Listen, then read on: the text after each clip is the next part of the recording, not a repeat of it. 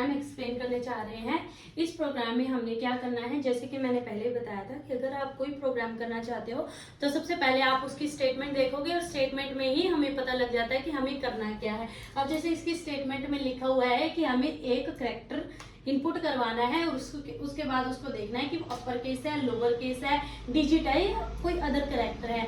तो सबसे पहले हमें एक करैक्टर एंटर करवाना है, तो हमने एक करैक्टर इनपुट करवा दिया। CH में आप कोई भी वेरिएबल का नाम दे सकते हो।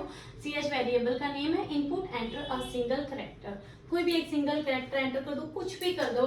जैसे मान लो मैंने कर दिया मान लो छोटा m एंटर कर दिया मैंने। फिर उसके बाद देखेगा इफ कंडीशन आ जाती है, if character is greater then बड़ा A एंड लेस देन छोटा g। अगर A से बड़ा है और G से छोटा है, एंड का मतलब है कि दोनों कंडीशंस अगर ट्रू है तो ये वाला ब्लॉक चलेगा, अगर दोनों में से एक भी कंडीशन ट्रू नहीं है तो ये ब्लॉक नहीं चलेगा। और का मतलब होता है कि दोनों कंडीशंस ट्रू होने चाहिए। और ये ऑपरेटर्स होते हैं, मैं आपको ये भी बाद में समझा दूंगी। इसका मतलब है कि A से बड़ा और G से छोटा। अब जैसे बड़े A की वैल्यू अलग होती है, छोटे A की वैल्यू अलग होती है।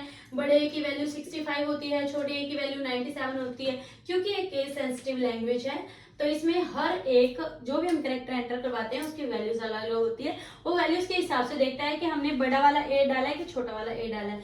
मानो मैंने छोटा वाला M डाला है तो इसकी जो भी वैल्यू है वो इनके बीच में नहीं आती है, तो इसका मतलब ये वाला हमारा ब्लॉक नहीं चलेगा।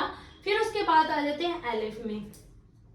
CH is greater than equal to बड़ा A या CH is less than equal to छोटा g, यानी कि A से बड़ा हो और G से छोटा हो तो इसमें आ जाएगी। अब ये जो छोटा m है इसकी वैल्यू इसके अंदर आ जाएगी क्योंकि इसके बीच में आता है, तो हमारा प्रिंट हो जाएगा you entered and lower case character.